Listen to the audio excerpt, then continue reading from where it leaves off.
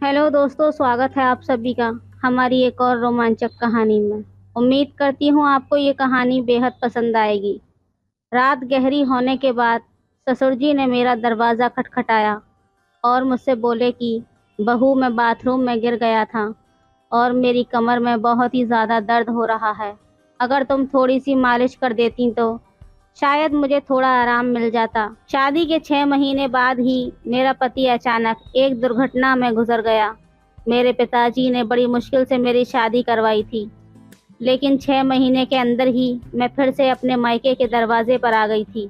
मेरे मायके में मेरी माँ नहीं थी, इसलिए मुझे बहुत डर लगता था कि अगर पिताजी कुछ कहेंगे तो मैं किसके आंचल में अपना मुंह छुपाऊंगी। वहाँ मेरी सौतेली माँ थी, इसलिए डर और भी ज़्यादा था। फिर अचानक एक दिन मेरे ससुर हमारे घर आए और उन्होंने मेरे पिता से कहा कि वो मुझे फिर से अपने घर ले जाना चाहते हैं। मेरी सौतेली माँ ने तुरंत ही हाँ कह दिया, लेकिन मेरे पिताजी ने कहा, अब आपका बेटा तो रहा नहीं है, तो आप मेरी बेटी को क्यों ले जाना चाहते हैं। इस पर मेरी सौतेली माँ ने पिताजी से बहस करना शुरू कर दिया और कहा, इसमें इतना सोचने की क्या बात है। वो कह रहे हैं कि वो उसे ले जाना चाहते हैं, तो उन्हें ले जाने दो। उनके घर की बहू है, बेटे की मौत हो गई तो क्या हुआ, वो अपने ससुर के साथ जा सकती है। माँ की इस झगड़े के बाद पिताजी ने बिना कुछ पूछे कहा, अगर मेरी बेटी वहाँ खुश रहेगी तो एक पिता होने के नाते मुझे खुशी होगी, आप उसे ले जाइए। फिर मेरे ससुर जी ने मुझसे कहा, चलो कपड़े वगैरह ले आओ। मैंने अपनी सौतेली माँ के सभी अत्याचार सहते हुए अपने ससुर के साथ जाने का फैसला किया। वहाँ पहुँचने के बाद मैं अपने कमरे में कपड़े बदल रही थी, तभी मेरे ससुर आए और बोले, बहू एक कप चाय बना लाओ। मैंने जल्दी से रसोई में जाकर चाय बना ली। चाय पीते हुए उन्होंने कहा, तुम्हें पता है इस घर में मैं बिल्कुल अकेला हूँ। मेरा बेटा इकलौता संतान था और तुम्हारी सास भी गुजर गई है, इसलिए मैं तुम्हें यहाँ लेकर आया हूँ ताकि मुझे लगे कि मैं यहाँ अकेला नहीं हूँ। मैंने कहा, पिताजी आप बिल्कुल चिंता मत करें, मैं तो आपकी बेटी की तरह हूँ, हमेशा आपके साथ रहूँगी। फिर मेरे ससुर बोले, मुझे पता है कि तुम मेरे साथ रहोगी, क्योंकि तुम्हारी सौतेली माँ तुम्हें मायके में कभी शांति से नहीं रहने देगी। इस तरह ही कुछ दिन बीत गए। 6-7 महीने के बाद एक रात मैं अपने कमरे में सो रही थी, तभी देर रात दरवाजे पर दस्तक हुई। मुझे समझ में आ गया कि ये मेरे ससुर ही होंगे, क्योंकि इस घर में मेरे और मेरे ससुर के अलावा और कोई नहीं था, और रात के आधे पहर कौन दरवाज़ा खटखटाएगा। मैंने सोचा कि शायद पिताजी को कुछ चाहिए होगा, इसलिए दरवाज़ा खोला। दरवाज़ा खोलते ही मेरे ससुर ने मुझे पकड़ लिया और बोले, बहू मैं बाथरूम में गिर गया था, मुझे बहुत दर्द हो रहा है, अगर तुम थोड़ी मालिश कर देती तो मुझे ज़रा आराम मिल जाता। फिर मैंने अपने ससुर जी को बिस्तर पर लेटाया, लेकिन मैं उनके कमरे से तेल लाना भूल गई। अब मुझे लगता है कि मेरा पति कम उम्र में ही मुझसे शादी कर बैठा और फिर इसी कम उम्र में इस दुनिया से चला गया। ये सब सोचते हुए मैं अपने ससुर की मालिश कर रही थी और देख रही थी कि वो मुझे अजीब तरीके से घूर रहे थे, जिससे मुझे और भी ज़्यादा डर लग रहा था। तभी मैं बोली, ससुर जी क्या हुआ, आपको किस जगह पर ज़्यादा चोट आई है, क्या डॉक्टर को बुलाऊं? इस पर ससुर जी ने कहा, नहीं बहू तुम बस मालिश कर दो, मुझे इससे ही आराम मिल रहा है। उनकी अजीब बातें सुनकर मुझे और असहज महसूस होने लगा। फिर मैं बोली, ससुर जी आप यहीं पर लेट जाइए, कमर में दर्द लेकर आप अपने कमरे तक कैसे जाएंगे, मैं आपके कमरे में जाकर सो जाती हूँ। मेरी बात सुनकर मेरे ससुर बोले, बहू इस हालत में तुम मुझे अकेला छोड़कर चली जाओगी, अगर रात में मुझे बाथरूम जाना पड़ा तो मैं अकेले कैसे जाऊँगा, इससे बेहतर है कि तुम यहीं पर सो जाओ। कुछ समय बाद मेरे ससुर उठकर मेरे पास आए और बोले, बहू मैं तुमसे कुछ कहना चाहता हूँ, अगर तुम मेरी बात मान जाओ तो ही मैं कहूँगा। उनकी इस बात से मेरा दिल बेचैन हो गया। मैं चिंतित होकर बोली, ससुर जी आप कहें क्या बात है। मेरा ससुर थोड़ा हंसकर बोले, आज की रात मैं तुम्हारे साथ बिताना चाहता हूँ, क्योंकि अकेले अकेले अब अच्छा नहीं लगता। मेरे बेटे के मरने के बाद मैंने सोचा कि फिर से शादी करूँगा, लेकिन फिर सोचा कि तुम्हारी सौतेली माँ तुम्हें उस घर में कभी भी शांति से नहीं रहने देगी। इसलिए मैंने तुम्हें इस घर में लाया। उनकी इस बात से मुझे बहुत असहज महसूस हुआ, लेकिन उनकी बात का विरोध करने की हिम्मत नहीं हुई। मैं अपने कमरे के सोफे पर लेट गई। मुझे नींद नहीं आ रही थी, बहुत डर लग रहा था। ससुर जी ने कहा, बहू लगता है मैंने तुमसे कुछ गलत नहीं कहा। मैं चाहता हूँ कि तुम मुझसे शादी कर लो, ताकि कोई कुछ न कह सके। तभी मैं हक्का बक्का होकर बोली, ससुर जी आप ये क्या कह रहे हैं? आप मेरे ससुर हैं और ससुर से शादी कैसे हो सकती है? मेरे ससुर बोले, देखो बहू, मैं मानता हूँ कि कभी मैं तुम्हारा ससुर था, लेकिन तुम्हारे पति को मरे हुए अब 6-7 महीने गुजर चुके हैं। अब हमारे बीच ऐसा कोई रिश्ता नहीं है। मैं अकेला हूँ, तुम भी अकेली हो। हम एक दूसरे का साथ दे सकते हैं। उनकी इस बात को सुनकर मेरा मन विचलित हो गया। मैं कुछ कह नहीं पाई। एक ओर सौतेली माँ का अत्याचार था, दूसरी ओर ससुर का अजीब व्यवहार। रात बीत गई और अगले दिन सुबह मैं अपने ससुर की बातों को बहुत सोचने लगी। अपनी स्थिति का विश्लेषण किया। ससुर का प्रस्ताव मुझे असंभव लग रहा था, लेकिन वास्तविकता मुझे कुछ निर्णय लेने पर मजबूर कर रही थी। फिर मुझे ख्याल आया कि मैं अपने पिताजी से जाकर बात करती हूँ, लेकिन ये सब बातें अपने खुद के पापा से करने की मुझे हिम्मत नहीं हुई, क्योंकि मुझे पता था कि पिताजी से बात करने के बाद मेरी ज़िंदगी में नई समस्याएं आ सकती हैं। इसलिए मैं उनके पास नहीं गई। ऐसे ही एक दिन शाम को मेरे ससुर को फिर से बात करने का मौका मिला। उन्होंने कहा, बहू, मैंने तुमसे कुछ गलत नहीं चाहा, बस चाहता हूँ कि तुम मेरे जीवन में खुशी लाओ। मैं अकेला नहीं रह सकता, तुम्हारे साथ ही मेरी ज़िंदगी पूरी होती है। दोबारा ससुर जी से ये सभी बातें सुनकर मैं अंदर से कांपने लगी और कुछ बोल नहीं पाई। थोड़ी देर बाद ससुर जी खुद ही बाहर चले गए। ऐसे ही मुझे ससुराल में और कुछ महीने बिताने के बाद मेरे ससुर और मेरे बीच एक अजीब सा संबंध बनता चला गया। पति की मौत के बाद मैंने सोचा था कि मैं अब इस दुनिया में बिल्कुल अकेली हो गई हूँ, लेकिन मेरे ससुर ने मेरे प्रति जो भावनाएं जाहिर की थीं, उन्होंने मेरे जीवन को एक नई दिशा में मोड़ दिया था। उनके शब्दों ने मुझे भीतर तक झकझोर कर रख दिया था। जब भी मैं सोने को जाती, उनकी बातें मुझे परेशान करने लगती। वो कहते थे कि मेरे साथ रहने से उन्हें अपने अकेलेपन का एहसास नहीं होता, और वो चाहते थे कि हम दोनों एक नई ज़िंदगी की शुरुआत करें। उस रात की बातचीत के बाद मैंने खुद को बहुत असमंजस में पाया। मन में कई सवाल उठ रहे थे। क्या ये सही है? क्या ये समाज के नियमों के खिलाफ नहीं जाएगा? लेकिन कहीं ना कहीं मेरे दिल में ये बात भी थी कि शायद मेरे ससुर सच में अकेलेपन से जूझ रहे हैं। मैंने बहुत सोच विचार करने के बाद उनसे बात करने का फैसला किया। एक रात जब घर अड़ोस पड़ोस के सभी लोग सो चुके थे, तब मैंने ससुर के कमरे का दरवाज़ा खटखटाया। उन्होंने दरवाज़ा खोला और मुझे देखकर थोड़ा हैरान हुए। मैं अंदर गई और बोली, ससुर जी, मैं आपसे कुछ महत्वपूर्ण बात करना चाहती हूँ। उन्होंने मुझे बैठने का इशारा किया और गंभीरता से बोले, क्या हुआ बहू, तुम इतनी रात गए क्यों आई हो? मैंने थोड़ी हिम्मत जुटाते हुए बोला, ससुर जी, मैंने आपके प्रस्ताव के बारे में बहुत सोचा है। मैं समझती हूँ कि आप अकेलेपन से जूझ रहे हैं और एक साथी की ज़रूरत महसूस कर रहे हैं, लेकिन इस रिश्ते के लिए एक शर्त है। हमारे बीच हमेशा सम्मान और प्यार का रिश्ता रहेगा। आप मुझे बेटी की तरह सम्मान देंगे और मैं आपको पिता की तरह आदर दूंगी। उन्होंने मेरी बात को ध्यान से सुना और थोड़ी देर बाद कहा, मैं तुम्हारी शर्त मानता हूँ, तुम्हारे सम्मान को हमेशा बनाए रखूँगा। उनकी ये बात सुनकर मेरे दिल का बोझ थोड़ा हल्का हो गया। मैंने उन्हें अपनी सहमति दे दी। फिर कुछ दिनों बाद हमने एक छोटे से समारोह में शादी कर ली। ये शादी समाज की नज़र में असामान्य थी, लेकिन हमने अपनी स्थिति को स्वीकार कर लिया था। शादी के बाद के दिन मेरे लिए बेहद चुनौतीपूर्ण रहे। गांव में लोग बातें बनाने लगे।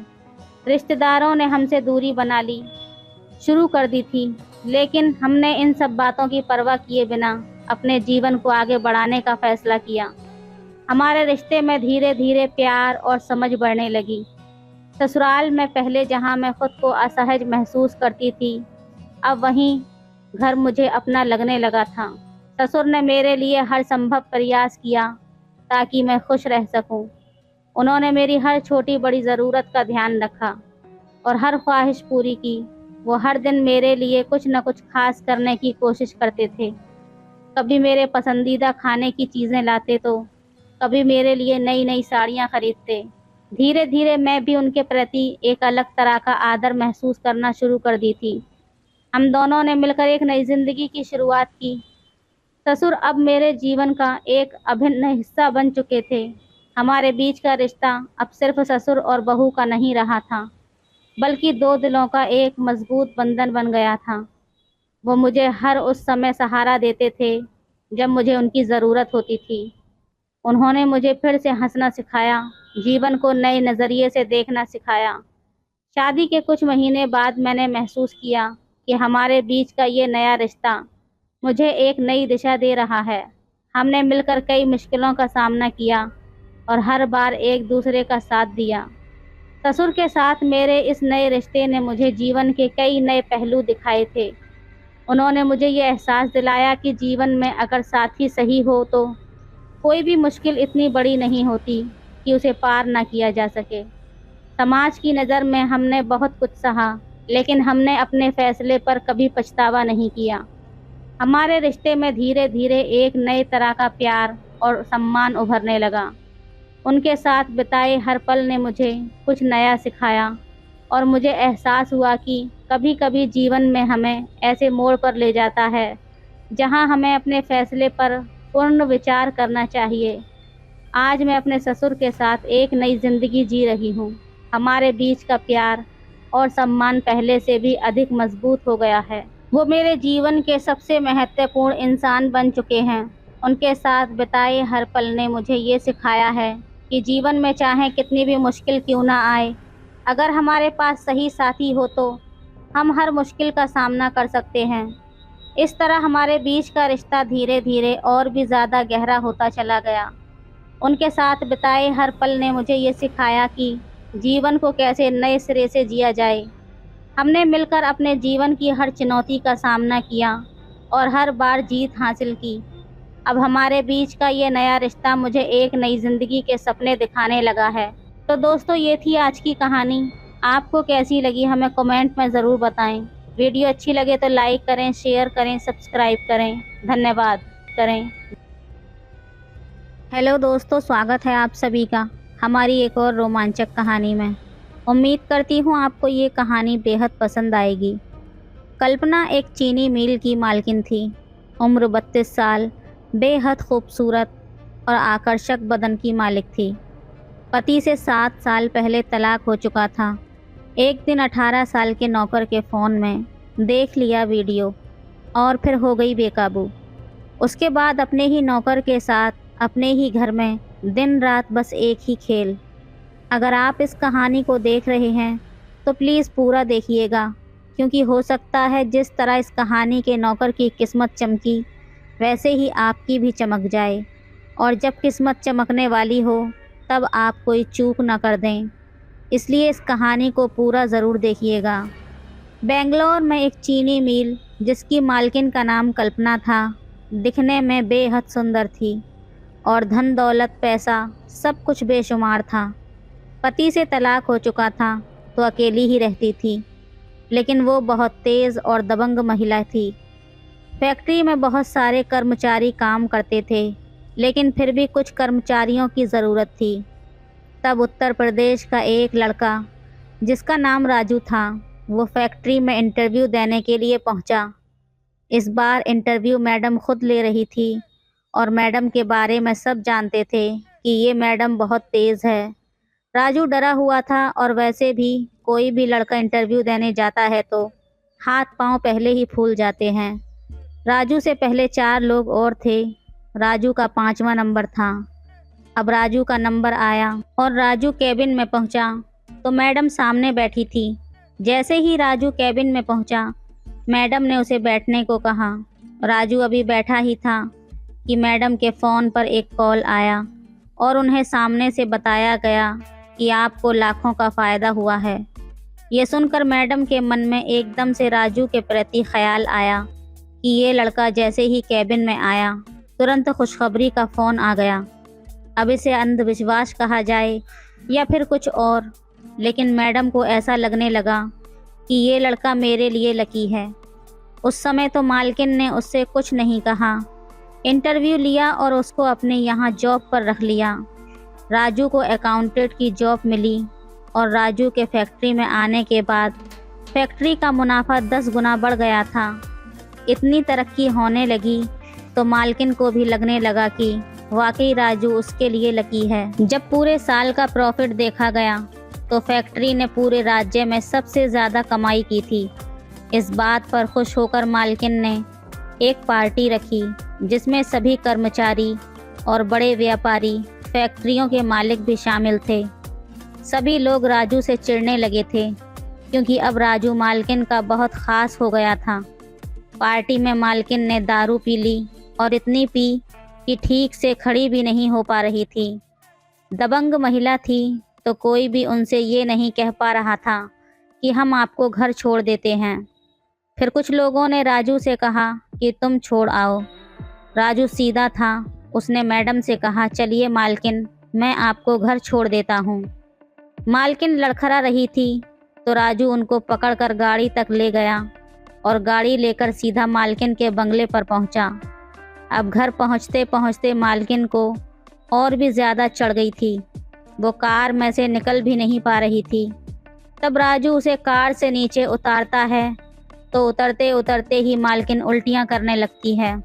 मालकिन के कपड़े ख़राब हो चुके थे तो वो मालकिन को लेकर बाथरूम में चला गया और उनके कपड़ों को साफ़ करने लगा। फिर उन्हें बेडरूम में लेकर पहुंचा और उनके बेड पर उसको लिटा दिया। मालकिन के कपड़े गीले हो चुके थे। फिर राजू ने मालकिन को अलमारी में से कपड़े निकाल कर दिए, लेकिन वो कपड़े बदलने की हालत में भी नहीं थी, तो वो राजू से ही कपड़े बदलने को कहने लगी। मजबूरी में राजू ने ही कपड़े बदल दिए। अब राजू बोला कि मालकिन, रात काफ़ी हो चुकी है, आप सो जाइए, मुझे भी अपने कमरे पर पहुंचना है। मालकिन कहने लगी कि आज रात यहीं पर रुक जाओ। राजू बोला, मालकिन, ये आप क्या कह रही हैं? आप घर पर अकेली हैं तो मैं यहाँ कैसे रुक सकता हूँ? मालकिन बोली, नहीं, तुम आज यहीं पर रुक जाओ। अब बॉस की बात थी तो राजू को माननी पड़ी और बाहर सोफे पर जाकर लेटने को चल दिया। तब मालकिन बोली, नहीं, तुम मेरे पास यहीं इसी बेड पर लेट जाओ। राजू झिझकते हुए बोला, मालकिन, ये आप क्या कह रही हैं? मालकिन बोली, डरो नहीं, मैं अकेली हूँ। राजू उसी बेड पर लेट गया। मालकिन तो दारू के नशे में थी।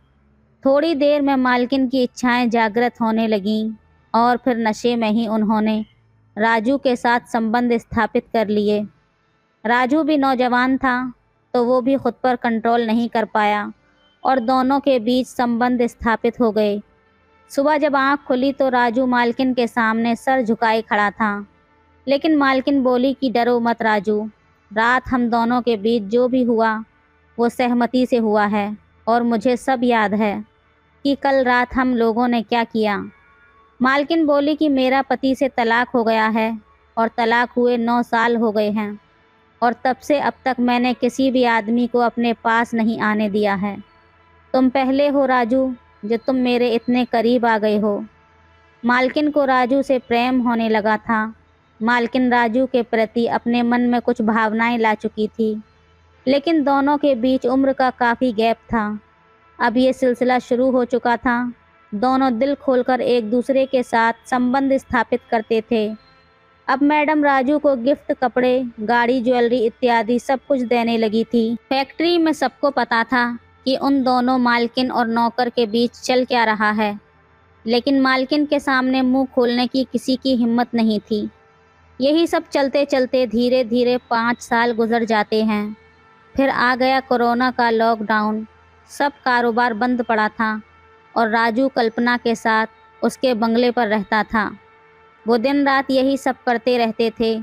अब कोई कितना करे, किसी भी चीज़ की हद होती है, लेकिन मालकिन की कोई हद नहीं थी। वो तो और भी ज़्यादा चाहती थी। धीरे धीरे राजू का मन ऊबने लगा था और इस सब का उसका मन नहीं करता था। जब राजू बहुत परेशान हो गया तो उसने मालकिन से बहाना किया कि बहुत समय हो गया है, अपने माता पिता से नहीं मिला हूँ, कुछ दिन के लिए गांव होकर आता हूँ। माँ पापा भी याद कर रहे होंगे, उनका भी कई बार फ़ोन आ चुका है। मालकिन कहती है कि ठीक है, जाओ जाकर मिल आओ, लेकिन सिर्फ 10 दिन से ज़्यादा छुट्टी नहीं मिलेगी। राजू अपने गांव वापस आ गया और 10 दिन की जगह उसको 20 दिन हो गए। मालकिन अब परेशान होने लगी। मालकिन उसको जब भी फ़ोन करती तो वो कोई न कोई बहाना बना देता था। 1 महीना ऐसे ही बीत चुका था तो मालकिन के सब्र का बांध भी टूट गया। वो राजू से फ़ोन पर नाराज़ होने लगी और गुस्से में बहुत गालियां देने लगी। राजू ने सोच लिया था कि अब जाना ही नहीं है, तो इसलिए उसने भी गुस्से में सिम को तोड़कर फेंक दिया। जब लगातार कई दिन तक राजू का नंबर नहीं लगा तो मालकिन की तड़प और भी ज़्यादा बढ़ गई और वो फ़्लाइट पकड़कर सीधे राजू के गांव पहुंच गई। जब राजू ने ज्वाइन किया था तो आईडी के तौर पर आधार कार्ड फैक्ट्री में लगाया था। उसी एड्रेस पर खोजते खोजते मालकिन उसके घर पर पहुंच गई थी। राजू घर के अंदर था। उसने मालकिन को देख लिया था। वो पीछे के दरवाजे से भाग गया।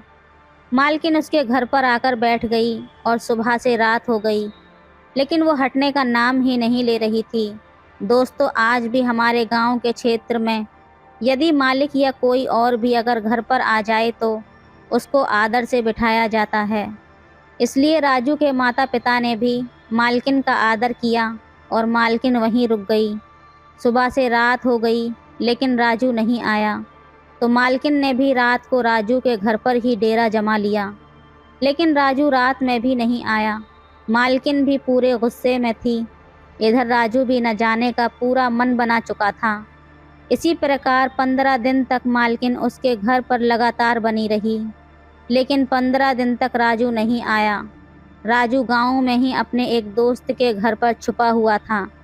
अब मालकिन सब समझ गई और फिर गुस्से में राजू के घर वालों को पूरी बात बताई कि तुम्हारा लड़का पिछले 5 सालों से मेरे साथ लिविंग में रह रहा है। हम दोनों लोग पिछले 5 सालों से पति पत्नी की तरह रह रहे हैं और अब वो मुझे छोड़कर यहाँ पर आ गया है। ये बात सुनकर राजू के माता पिता आश्चर्यचकित रह गए, क्योंकि राजू की उम्र में और मालकिन की उम्र में काफ़ी अंतर था। मालकिन 32 साल की थी और राजू सिर्फ 18 साल का था। तो वो कहने लगे कि आपकी उम्र में और हमारे लड़के की उम्र में काफ़ी अंतर है, आप ये कैसी बातें कर रही हैं। मालकिन उन लोगों को धमकी देने लगती है। मालकिन जब तेज़ आवाज़ में बात कर रही थी तो ये बात पड़ोस के लोग सुन लेते हैं और काफ़ी भीड़ इकट्ठी हो जाती है। राजू का अभी तक कोई पता नहीं था। राजू का उस मालकिन के प्रति बिल्कुल दिल भर चुका था, क्योंकि वो उसके साथ सिर्फ एक ही रिश्ता रख रही थी। उसने पूरा मन बना लिया था कि अब चाहे कुछ भी हो जाए, मैं दोबारा मालकिन के यहाँ काम पर नहीं जाऊँगा। मालकिन राजू के गांव से निकली और सीधा थाने पहुंच गई। थाने पहुंचने के बाद उसने थाने के इंचार्ज को बताया कि एक लड़का जिसका नाम राजू है और इसी गांव का रहने वाला है और वो 5 साल से मेरे साथ लिविंग में रह रहा था और अब मुझे छोड़कर यहाँ पर आ गया है। मुझे उसके खिलाफ एफआईआर लिखवानी है और बलात्कार का मुकदमा दर्ज करवाना है। लेकिन थाने के इंचार्ज बड़े ही समझदार व्यक्ति थे और पुलिस तो आखिर पुलिस होती है।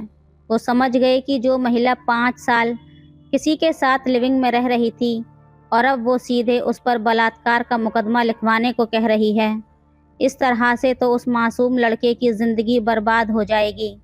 तो वो थाना इंचार्ज एफआईआर लिखने में आनाकानी करने लगता है। अब ये मामला बढ़ने लगा और सोशल मीडिया पर भी पहुंच गया। जब ये मामला सोशल मीडिया पर पहुंचा तो क्षेत्र के नेता, वरिष्ठ नागरिक और बहुत बड़े बड़े लोग थाने पहुंचे। तब राजू को बुलाया गया। राजू से पूछा गया कि क्या तुम इनके साथ रहना चाहते हो, तो राजू ने साफ इनकार कर दिया। लेकिन मालकिन मानने को तैयार नहीं थी। तब वहाँ के कुछ बड़े लोगों ने मालकिन को समझाया कि आप दोनों का सिर्फ एक लिविंग रिलेशनशिप था और किसी प्रकार की शादी नहीं हुई थी, तो इस मुद्दे को ज़्यादा बढ़ाना ठीक नहीं है। इसमें आपकी भी बेइज्जती हो रही है और राजू की भी। आप एक फैक्ट्री की मालकिन हैं, इसलिए इस मुद्दे को यहीं पर ख़त्म कर दें तो अच्छा रहेगा। जब उस मालकिन को बहुत ज़्यादा समझाया गया, तब कहीं जाकर मालकिन मानी। अगर थाना इंचार्ज अपनी बुद्धि से काम नहीं करते तो राजू पर एक संगीन गुना लग जाता, या हो सकता है राजू आत्महत्या कर लेता, या फिर ये भी हो सकता था कि वो मालकिन के साथ कुछ गलत कर देता। इस कहानी में कोई संगीन अपराध तो नहीं हुआ, लेकिन ये कहानी ये सीख देती है कि कुछ भी हद से ज़्यादा अच्छा नहीं रहता है, और एक तरफ का प्यार जिसमें उम्र का इतना फ़र्क हो, ये भी एक गंभीर समस्या हो सकती है। इस कहानी को सुनाने का उद्देश्य किसी की भावनाओं को ठेस पहुंचाना नहीं है, बल्कि समाज को जागरूक करना है। तो दोस्तों, ये थी आज की कहानी। आपको कैसी लगी हमें कमेंट में ज़रूर बताएं। वीडियो अच्छी लगे तो लाइक करें, शेयर करें, सब्सक्राइब करें। धन्यवाद। हेलो दोस्तों, स्वागत है आप सभी का हमारी एक और रोमांचक कहानी में। उम्मीद करती हूँ आपको ये कहानी बेहद पसंद आएगी। मेरा नाम पूजा है और मेरी अभी उम्र 22 साल है। मैं भोपाल सिटी में रहती हूँ। आज मैं आपको अपने साथ हुई एक सच्ची घटना के बारे में बताने जा रही हूँ। मेरी हाइट 5 फुट 3 इंच है। मैं दिखने में बेहद सुंदर थी। मेरे घर में हम 6 लोग रहते थे। मेरे घर में मेरे मौसाजी और मेरी मौसी हमारे साथ में ही रहते थे। मौसाजी की उम्र उस वक्त 35 साल की होगी और मैं 20 साल की थी। मौसाजी दिखने में बेहद सुंदर थे और बहुत ज़्यादा भोले भी लगते थे, लेकिन उनकी असलियत एक दिन मेरे ही सामने खुली। दोस्तों, कहानी में आगे बढ़ने से पहले प्लीज़ वीडियो को लाइक और चैनल को सब्सक्राइब ज़रूर कर दीजिएगा। मैं उस समय जवानी की दहलीज पर थी। रोज़ मेरे मौसा मुझे बहुत ज़्यादा घूर घूर कर देखा करते थे। मैं उस वक्त बीकॉम फर्स्ट ईयर की पढ़ाई कर रही थी। कॉलेज की सबसे खूबसूरत लड़की थी। इस बात पर मुझे कॉलेज में अवार्ड भी मिला था। तब से मुझे लड़के बहुत ज़्यादा फ्रेंड रिक्वेस्ट भेजा करते थे और बात करने का प्रयास भी करते थे। मुझे दिन में लगभग 3-4 प्रपोज़ल आते ही रहते थे। तभी मैं सबको इनकार कर दिया करती थी और इंस्टाग्राम आईडी पर भी बहुत ज़्यादा एसएमएस भेजने लगे थे और बहुत प्रपोज़ भी आते थे। फिर एक मेरी फ्रेंड स्वीटी ने मुझसे पूछा कि किसी को हाँ क्यों नहीं बोल देती हो, इतने प्रपोज़ आते हैं, मुझे ही देख लो, कोई लाइक भी नहीं करता, एक भी प्रपोज़ नहीं आता मेरे लिए। तभी मुझे स्वीटी की बात सुनकर लगा, स्वीटी सही बोल रही है। उधर घर में मेरे मौसा जी रोज़ मुझे गलत नज़रों से देखा करते थे। तो एक दिन मैं सुबह सुबह जल्दी कॉलेज गई। कॉलेज को खुलने को अभी 1 घंटा टाइम था। मैं जल्दी जल्दी पहुंच गई थी, तो मैं कैंटीन में बैठकर ऐसे ही रील्स देख रही थी। वहां पर एक हैंडसम लड़का आया। उसने 2 प्लेट नाश्ता ऑर्डर किया। दिखने में काफ़ी खूबसूरत था। उसकी पर्सनैलिटी बहुत ज़्यादा अच्छी थी। कोई भी लड़की उसको एक बार देखने के बाद उसके प्यार में पड़ने वाली थी। मैं थोड़ा सोच में पड़ गई। वो अकेला है, पर उसने 2 प्लेट नाश्ता ऑर्डर किया था। मुझे लगा शायद कोई आ रहा होगा, पर ऐसा बिल्कुल भी नहीं था। जैसे ही उसका ऑर्डर आया, वो मुझे देखकर हंस दिया और मुझे नाश्ता करने को बुलाया। मैंने भी सोचा यही सही टाइम है उसके साथ बात करने का, तो मैं उसके टेबल पर चली गई। उसने मेरा नाम पूछा, उसके बाद कौन सी क्लास में हो ये भी पूछा। मैंने उसे सब कुछ बताया। फिर मैंने भी पूछा, तुम्हारा नाम क्या है? उसने बताया उसका नाम राहुल था। फिर उसने मुझे नाश्ता करने को बोला। हम दोनों ने बातें करते हुए नाश्ता किया। तभी उसने बोला, तुमसे बातें करके मुझे बहुत अच्छा लगा, क्या तुम अपना नंबर दे सकती हो? मैंने कहा हाँ बिल्कुल। मैंने भी उसको कहा, तुम बहुत खूबसूरत हो। वो ये बात सुनकर हंस दिया। फिर डायरेक्ट उसने बोला, मैं तुमसे प्यार करने लगा हूँ। मैंने भी कहा आई लव यू राहुल। उसने मुझे गले लगा लिया। फिर हम दोनों बाहर घूमने के लिए गए। उसने मुझे उसके बारे में सब कुछ बताया। मैंने भी उसको बताया। फिर एक दिन उसको मैंने घर पर बुलाया। वो राज़ी हो गया। अगले दिन राहुल घर पर आया। मम्मी को बताया ये राहुल है, मेरे क्लास का लड़का, मेरा बेस्ट फ्रेंड। फिर मम्मी ने उसके साथ बातें की। फिर उधर उधर मौसा जी आए, राहुल को देखकर चौंक गए और पूछा ये कौन है लड़का। मैंने बताया ये मेरा बेस्ट फ्रेंड है। वो मुझे देखकर गुस्सा करने लगे और वहाँ से चले गए, क्योंकि मौसा को बिल्कुल भी पसंद नहीं था कोई मेरी लाइफ में आ जाए। मौसा मुझे प्यार करते थे। बाद में मम्मी ने खाना खिलाया। राहुल खाना खाकर चला गया था। मम्मी को राहुल के साथ बात करके बहुत अच्छा लगा था। मम्मी भी तारीफ़ कर रही थी। जब रात को मैं अपने कमरे में सोने जा रही थी, तभी मौसा जी मेरे कमरे में मेरा इंतज़ार कर रहे थे। मैंने जैसे ही दरवाज़ा खोला, मैं मौसा जी को देखकर पूरी तरह शॉक्ड रह गई। आज तक मौसा जी मेरे कमरे में ऐसे बिना पूछे आते नहीं थे। मैं उनको देखकर थोड़ी देर के लिए तो डर ही गई थी। फिर मौसा जी ने मुझे दरवाज़ा बंद करने को कहा और पूछा, क्या रिलेशन है तुम्हारा उस लड़के के साथ? मैं पूरी तरह से डर गई थी। मैंने कहा वो सिर्फ मेरा बेस्ट फ्रेंड है। जैसा आप सोच रहे हैं ऐसा बिल्कुल भी नहीं है। फिर मौसा जी ने मुझे पकड़ लिया और बोला, ऐसा कुछ भी रिलेशन दिखा तो देख लेना। ये धमकी देकर मौसा मेरे कमरे से बाहर चले गए। मैंने अगले दिन राहुल को ये सब कुछ बात बता दी। राहुल को बहुत गुस्सा आया था। उसके बाद मौसा जी मुझे बड़े ही ध्यान से देखा करते थे। मैं कहाँ जाती थी, कहाँ नहीं जाती थी, कितने बजे आती थी, इन सब बातों पर हमेशा वो नज़र रखने लगे थे। एक बार मैं कॉलेज से वापस आई। मैंने शर्ट के नीचे कुछ भी नहीं पहना हुआ था। मैंने मौसा जी को ऐसे देखा जैसे वो मुझे खाने वाली नज़रों से घूर रहे हैं। मुझे क्या हुआ, उनको देखकर अचानक सी घबराहट हो गई और उन्हीं के सामने मैं उचक उचक कर चलने लगी।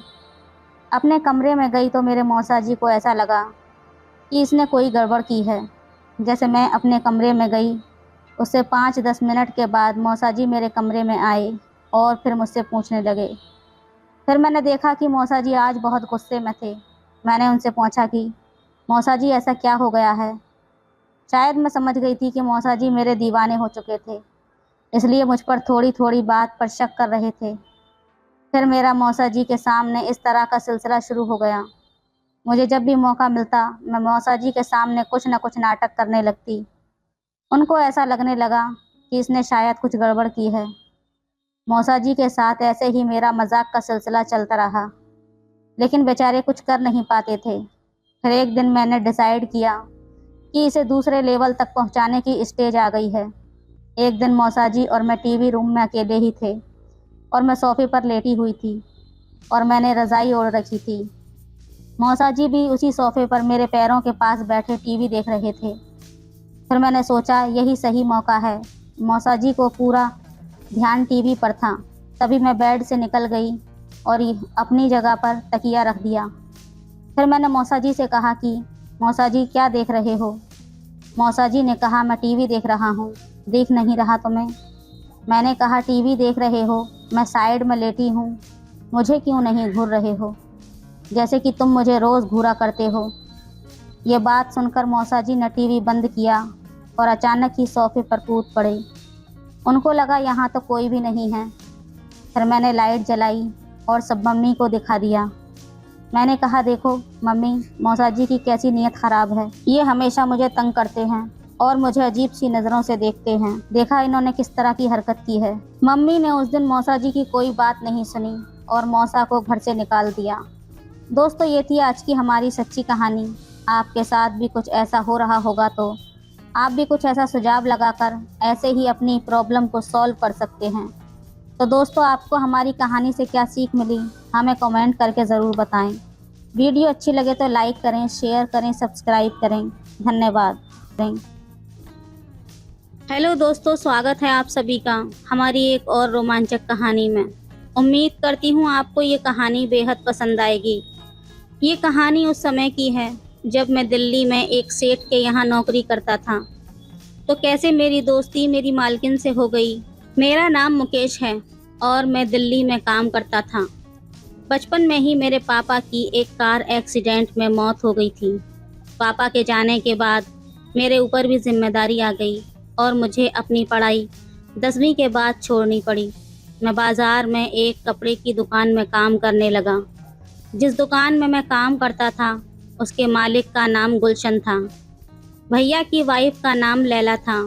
गुलशन भैया का घर और दुकान पास में ही थे, तो मैं रोज़ सुबह उनके घर पर जाता और दुकान की चाबी लेकर दुकान खोलता और साफ़ सफाई करता।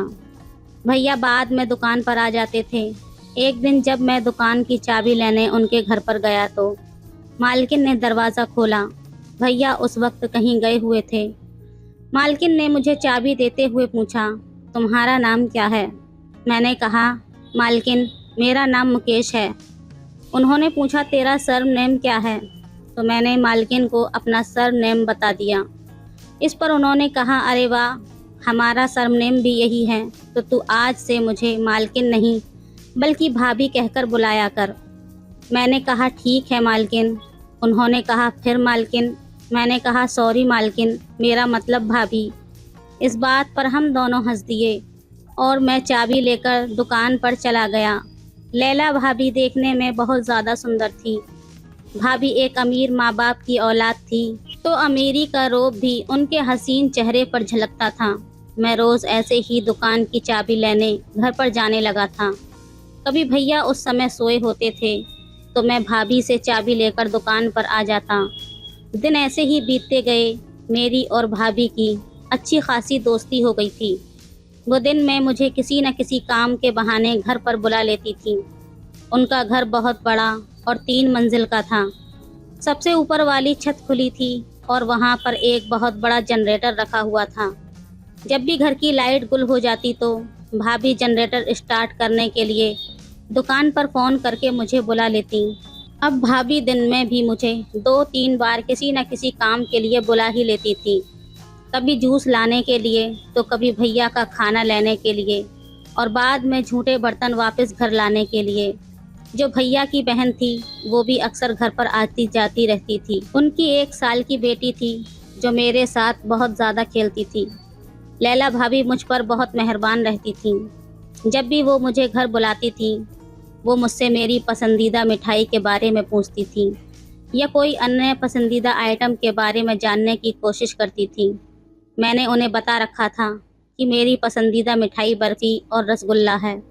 वो हमेशा मेरे लिए फ्रिज में बर्फ़ी और रसगुल्ले रखती थी, और जब भी मैं उनके घर पर होता तो मुझे बोलती कि मैंने तेरे लिए फ्रिज में बर्फ़ी और रसगुल्ले रखे हैं, जाकर निकाल ले और खा ले। मुझे भी उनका बहाने से मुझे अपने घर पर बुलाना अच्छा लगता था, क्योंकि लैला भाभी एक तो बहुत ज़्यादा सुंदर थी और मुझे खाने को भी अच्छी अच्छी चीज़ें देती थी। कभी कभी वो मुझे रसोई में खाना बनाती हुई अपने पास बुला लेती और कहती कि वो टिफ़िन उठा, वो रोटी उसमें रख दे। शुरू में तो मैं बहुत ज़्यादा डर जाता था, लेकिन जब मैंने देखा कि भाभी ने कभी एतराज़ नहीं किया तो मेरे अंदर का डर निकल गया। फिर एक दिन ऐसे ही लैला भाभी ने दोपहर के वक्त भैया को फ़ोन करके मुझे घर बुला लिया और भैया से कहा कि मुकेश को बोलो कि मेरे लिए जूस लेकर आए। भैया ने पैसे देते हुए कहा, जा अपनी भाभी के लिए जूस लेकर घर चला जा। मैं खुशी खुशी जूस लेकर उनके घर पर चला गया। उस दिन भाभी ने मुझसे कहा, अगर तू बुरा न माने तो एक बात पूछूं। मैंने कहा, हाँ हाँ भाभी, पूछो ना, मैं भला क्यों बुरा मानूंगा। भाभी ने कहा, तेरी कोई दोस्त है क्या? तो मैंने शर्माते हुए कहा, नहीं भाभी, मेरी तो कोई भी दोस्त नहीं है। भाभी ने कहा, क्यों, तू तो इतना क्यूट है, तेरी कोई दोस्त क्यों नहीं है? मैंने मायूस होकर कहा, भाभी मैं बहुत गरीब हूँ ना, दोस्त तो अमीरों की होती हैं। भाभी ने कहा, ऐसी कोई बात नहीं है, प्यार पैसे को देखकर नहीं किया जाता। मैंने कहा, भाभी सब आपके जैसे नहीं होते। भाभी ने कहा, क्या तू दोस्ती करना चाहता है? मैंने कहा, हाँ भाभी, दिल तो बहुत करता है, पर क्या करूं। भाभी ने कहा, तू टेंशन मत ले, मेरी एक फ्रेंड है जो टाउन में रहती है, मैं उससे तेरे बारे में बात करूंगी। मैं मन ही मन बहुत ज़्यादा खुश हो गया। फिर कुछ दिन ऐसे ही निकल गए और भाभी ने कोई जवाब नहीं दिया। एक दिन दोपहर को जब भाभी ने मुझे घर पर जूस लाने के लिए बुलाया तो मैंने उन्हें दोस्त वाली बात याद दिलाई।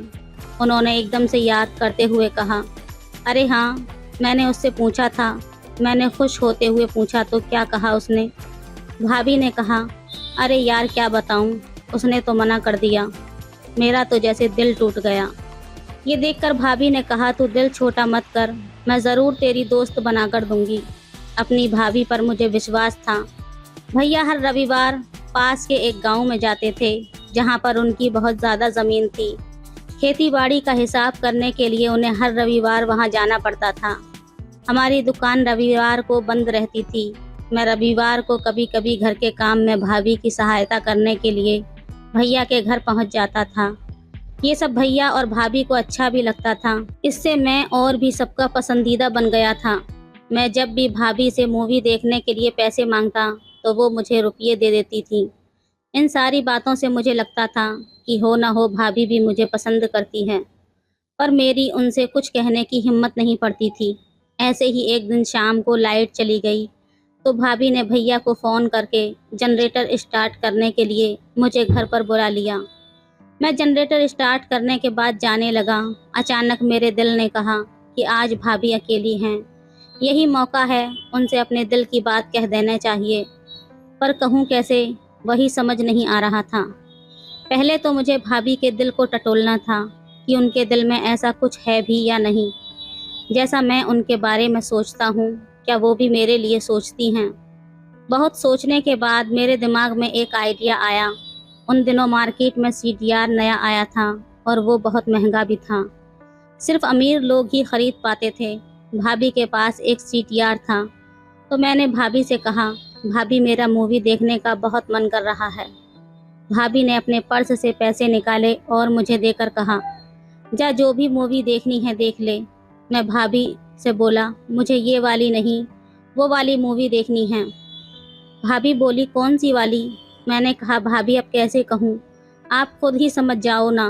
भाभी बोली, पहेलियाँ मत बुझा, जो कहना है साफ साफ बोल, मुझे ऐसे समझ नहीं आता। मैंने डरते डरते कहा कि भाभी पहले प्रॉमिस करो कि आप बुरा नहीं मानोगी। भाभी ने कहा, प्रॉमिस।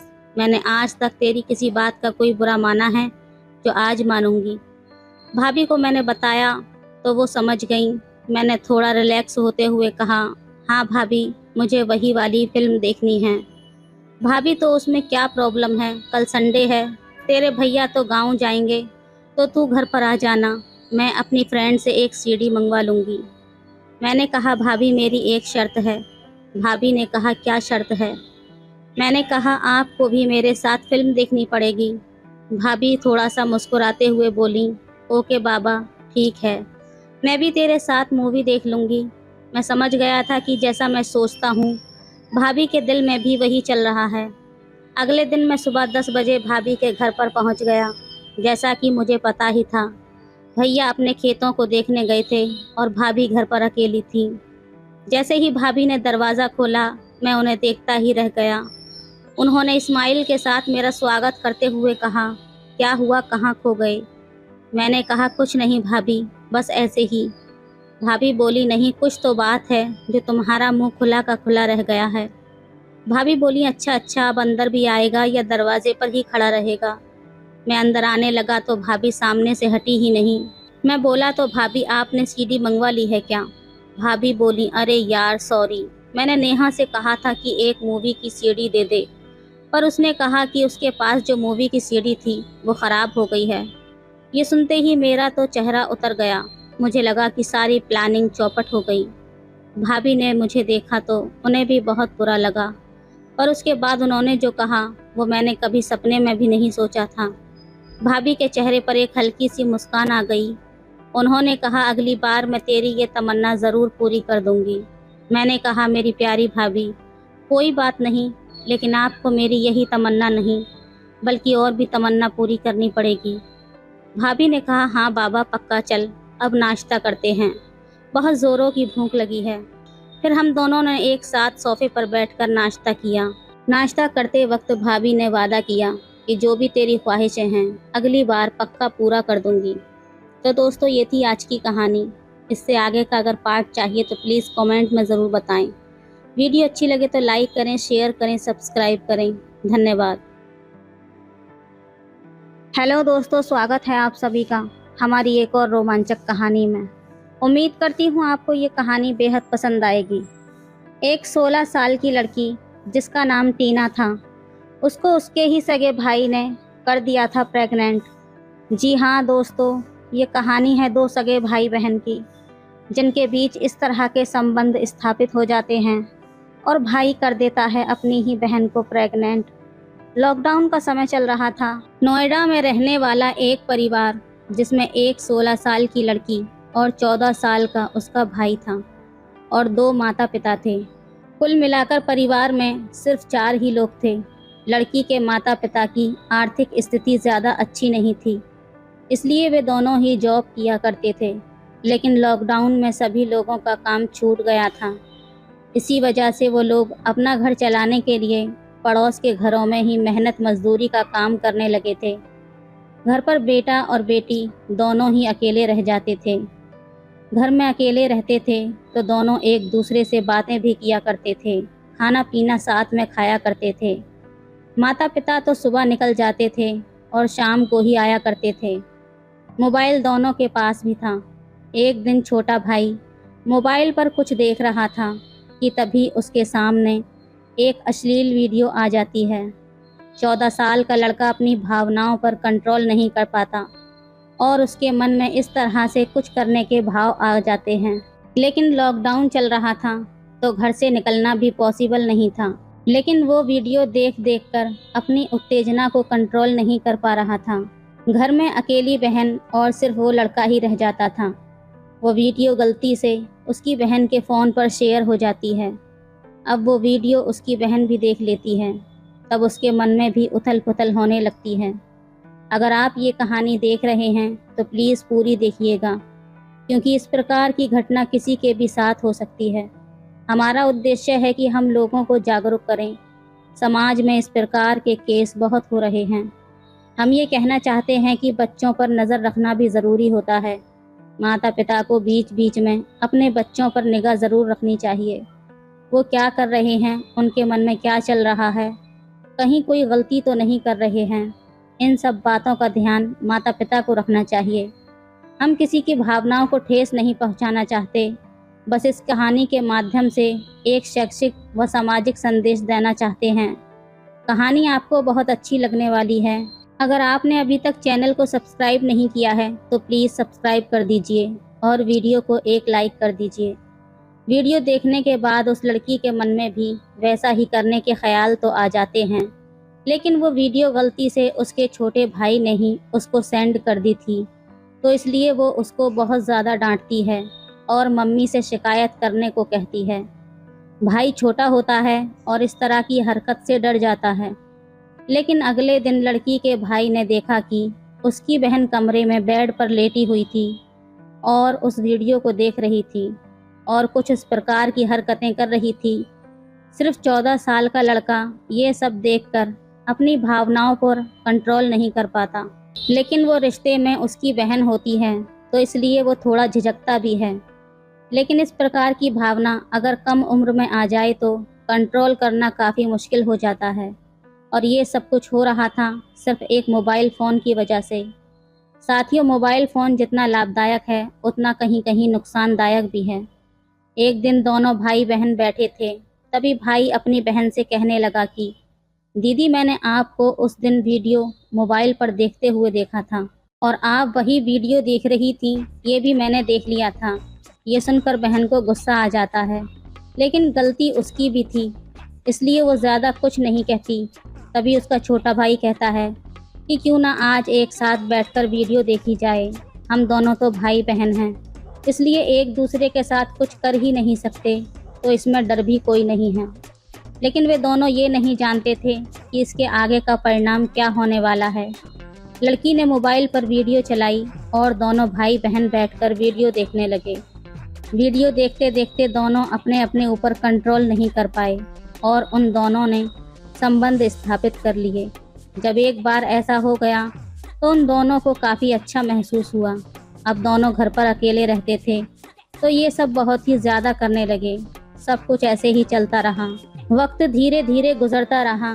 पता नहीं कब 3 महीने गुजर गए, पता ही नहीं चला। 3 महीने बाद जब लड़की का पेट बढ़ना शुरू हुआ तो उसकी माँ ने उससे पूछा कि ये सब क्या है। उसने ये बात अपनी माँ से छुपाई और कहा, लॉकडाउन में खाना ज़्यादा खा रही हूँ, इसकी वजह से शायद पेट बढ़ रहा है। धीरे धीरे 1 महीना और बढ़ा तो पेट और भी ज़्यादा बढ़ गया। अब माँ को शक नहीं बल्कि यकीन हो गया कि कुछ न कुछ गड़बड़ है। जब उसकी माँ ने सख्ती से उससे पूछा कि आखिर बात क्या है, तब लड़की ने पूरी बात अपनी माँ को बताई और ये सुनकर उसके पैरों तले ज़मीन ही खिसक गई। माता पिता ने कभी सोचा भी नहीं था कि हमारे बच्चे इतना गलत कर सकते हैं, लेकिन अब जो हो गया था उसको बदला भी नहीं जा सकता था। अब 4 महीने का शिशु जो उस लड़की के पेट में पल रहा था, उसको दुनिया में लाया जाए तो रिश्ता ख़राब हो रहा था। इसको समाज पर बहुत ही बुरा प्रभाव पड़ने वाला था। फिर ये बात लड़की की माँ ने अपने पड़ोस में रहने वाली अपनी सहेली को बताई। उसकी सहेली कोर्ट में बैठने वाले जज साहब के यहाँ पर काम करती थी। ये बात उसने अपने साहब को बताई। जब ये बात जज साहब को पता चली तो वो कहते हैं कि इसका सिर्फ एक ही रास्ता है, आपको एक पुलिस कंप्लेंट करानी होगी और यदि आप बेटी का अबॉर्शन करवाना चाहती हैं तो आपको कोर्ट से परमिशन लेनी होगी। लड़के की माँ पुलिस कंप्लेंट करती है। जब पुलिस जांच करती है तो गलती दोनों भाई बहन की थी और दोनों कम उम्र के आवेश में आकर बह गए थे। इसलिए लड़के को बाल सुधार गृह में 6 माह के लिए भेज दिया जाता है ताकि भविष्य में इस तरह की कोई भी हरकत ना करे। यदि वो बच्चा इस दुनिया में आता तो भाई बहन का रिश्ता और भी ज़्यादा जीवन भर कलंकित रहता। इसलिए लड़के की माँ ने अपनी बेटी का गर्भपात करवाना ही उचित समझा और न्यायालय से आदेश मिलने पर गर्भपात करवा दिया गया। दोस्तों, अब आप ही बताइए, इस कहानी में आप असली गलती किसकी मानते हैं? आपको कहानी देखकर क्या लगा? अपनी राय अवश्य दीजिएगा। ये कहानी सिर्फ शैक्षिक और सामाजिक उद्देश्यों को ध्यान में रखते हुए थी। हमारी कहानी का उद्देश्य किसी भी तरह से अश्लीलता या अनैतिकता को बढ़ावा देना नहीं है, बल्कि समाज को जागरूक करना है। हमें उम्मीद है कि ये कहानी लोगों को इन मुद्दों के बारे में सोचने और समाज के सकारात्मक परिवर्तन लाने में मदद करेगी। तो दोस्तों, ये थी आज की कहानी। आपको कैसी लगी हमें कमेंट में ज़रूर बताएं। वीडियो अच्छी लगे तो लाइक करें, शेयर करें, सब्सक्राइब करें। धन्यवाद।